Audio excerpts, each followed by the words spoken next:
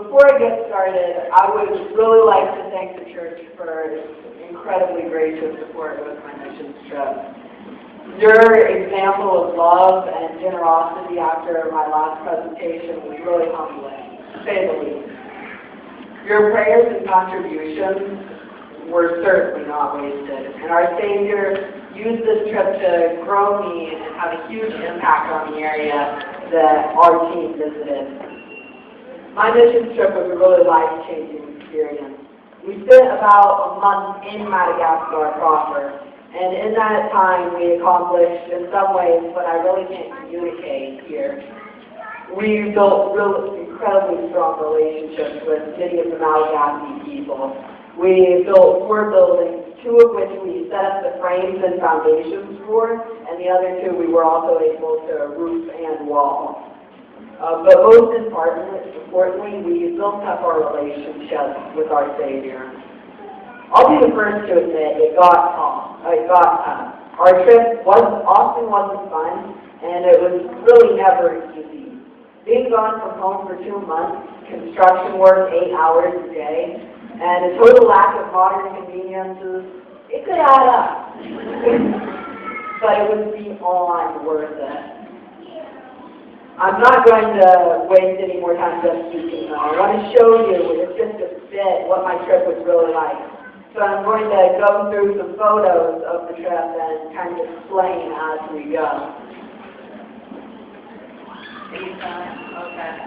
So these first 2 pictures are children that we got pointed to during our mission trip. You can kind of see the difference on your right is a picture of a little child named Danilo that we met. He was from northern Madagascar. And then on your left is some pictures of some children from southern Madagascar. And we noticed that there was quite a big difference between just what they looked like, even as far as in southern Madagascar they tended to look much more African, and then Danilo looked much more Indian. It was an interesting culture change too, from the south to the north. Next slide. So this is the Allah fighters. These were a little bit scary, but we kind of got used to them as time went on. They're probably about the size of my hand. I admit I have had nightmares about them since I got home, but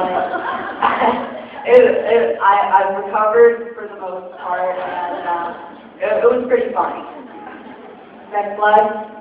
So this is just some interesting scenery. There were a lot of rainforests. We didn't really go into that too much just because it wasn't fun to trek through, whatever, but it was a really beautiful country, and it was amazing, just all these natural things that we got to see.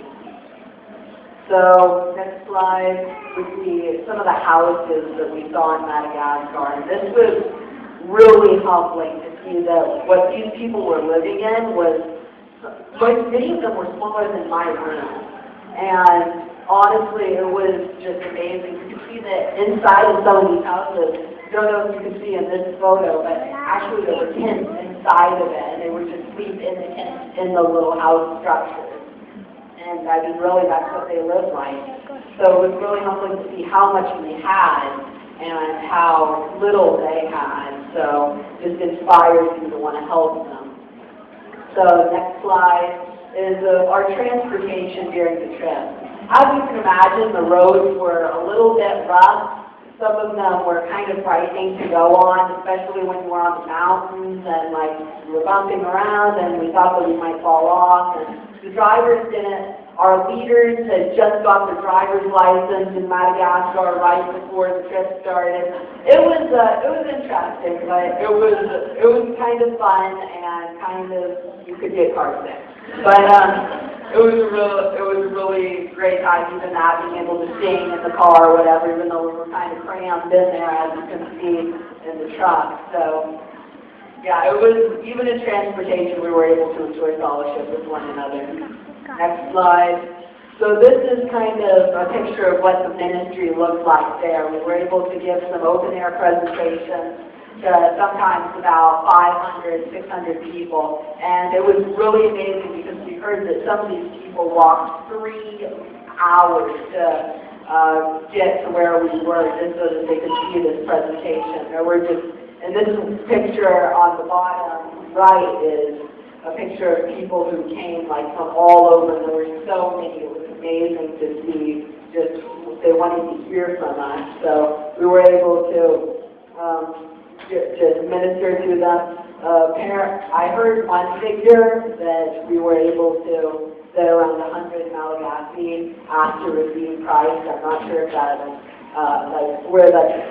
how accurate that is, but that's what my leaders told me. So it was pretty amazing, to say the least.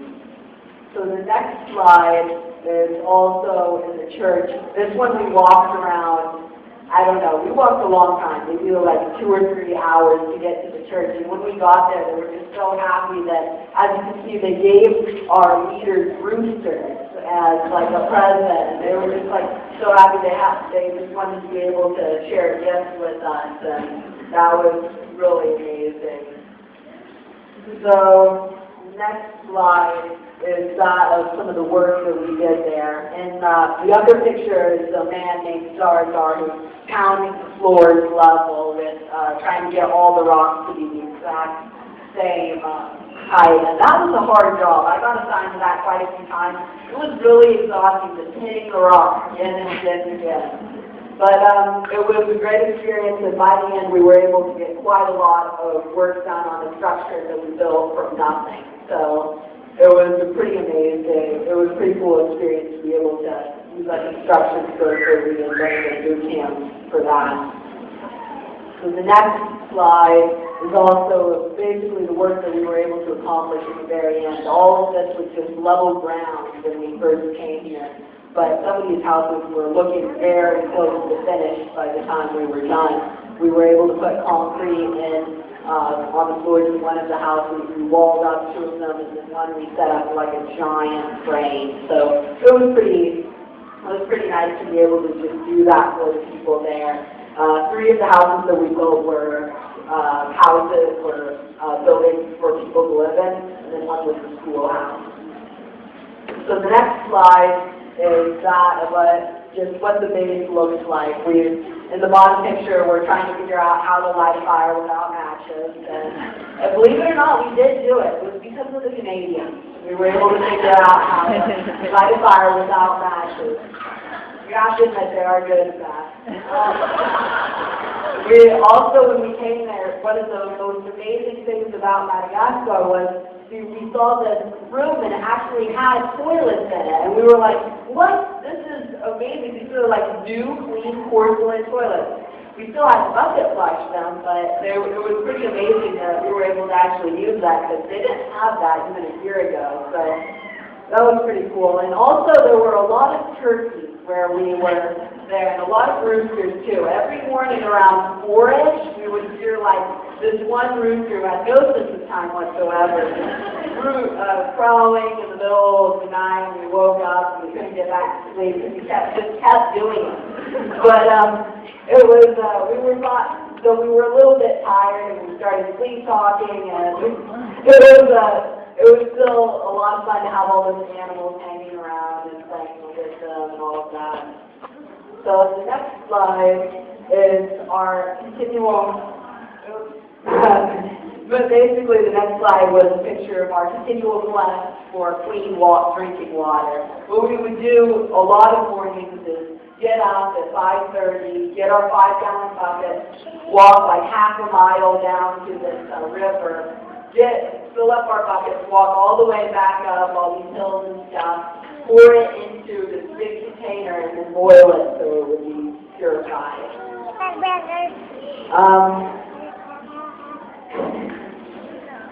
Yes. Well, the rest of the pictures, I don't know whether or not that's going to be resolved, but there was just what I was trying to communicate with the last set was just people living their everyday lives there and how hard it was for them, really. I mean, it was not an easy life that they lived like it is here in America. It's a hard life, and so they remained joyful they still need a lot of prayer and a lot of encouragement. So again, I just want to thank all of those who made this possible. Your support really enabled something far more incredible than even I really knew at the time. Oh, there's one more thing. My team leader who accompanied me was a Malagasy man named Desiree. One of the last things that he said to me was to tell my church about the Christians in Madagascar. They want to express their love for you and ask for you to pray for them. Their life is not as easy as American life is. I hope you will remember them. God bless you.